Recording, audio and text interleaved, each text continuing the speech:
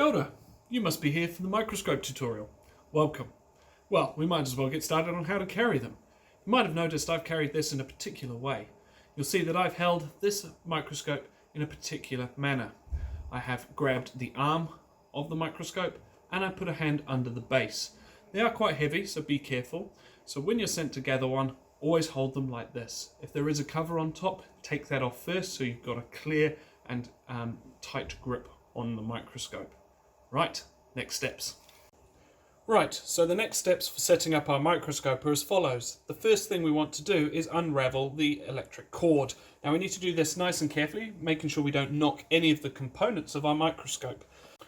So now we have the electric cord unraveled, we need to plug it into a power supply. Little safety tip here, whenever we're using anything electrical, we need to check the surroundings and make sure nothing is wet or the plug is damaged. So I'm going to do that now.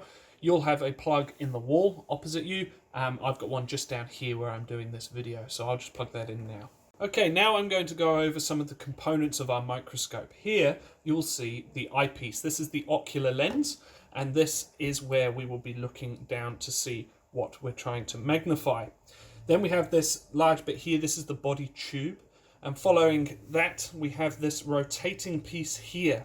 Now this is the revolving nose piece, and that is attached to some objective lenses. So these three things here are our objective lenses.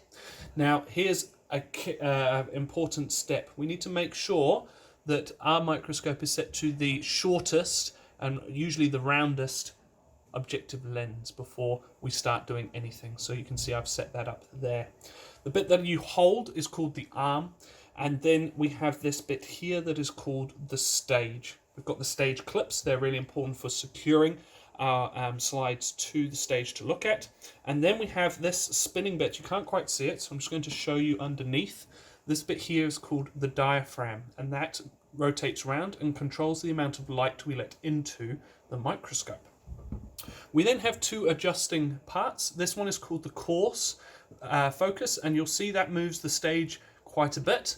And then we have a smaller one called the fine adjustment knob. That allows us to really magnify and get a clear image. Finally, we have the light source, and in this case we are powered through the mains, so we've got a bulb in here. Some microscopes are battery powered, and finally we have the base. Those are all the parts of our microscope. You'll need to know those, so make sure you've taken a note of those as I went through them. This does move, but again, with everything, we do it gently. We don't try and move them, as these can be quite expensive to get replacement parts for. Right, setting up the microscope is next. Okay, so I have a slide here with some cells. This is a blood of frog smear, and we're going to look at some blood cells today. So I want to set up the microscope appropriately. So the first thing I do, like I said before, is make sure the smallest magnification objective lens is in place, which is the shortest one. And you're just going to make sure your stage is right at the bottom, okay? And we're going to slide our slides in. Now you want to try and put the specimen that we're dealing with right in the middle if we can. That means we don't have to move it too far, because you'll soon discover the smallest bit of movement actually moves what we're looking at quite a distance. Once we've got it where we want it, we get the stage clips and we just put those in place to hold it nice and steady.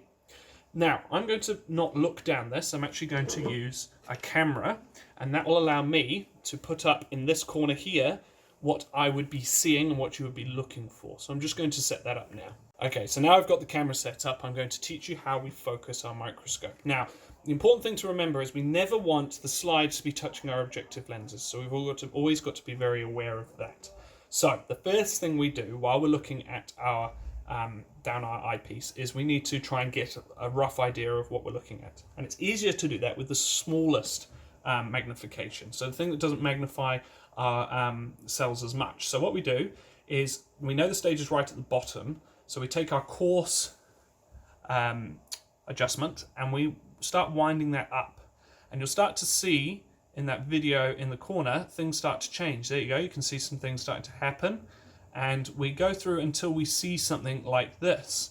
Now when we think we're at the right level, and the way microscopes work is they actually look through layers of things. It's quite amazing. We now need to adjust where we think the actual sample is. Now usually they're coloured, and we just have to move it around until we find it. There we go. So we've got it now, and we just need to, I want to get it right in the middle for us to have a look. Now, when you're adjusting things, everything is backwards. So Mr. Lloyd's just going to try and get it nice and centered.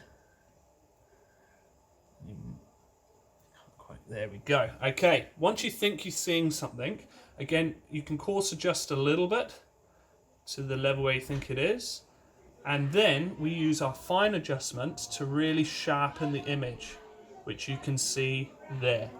So now you can see all these cells. Now what you might not be sure what you're looking at. It's the pink with the purple dots in them.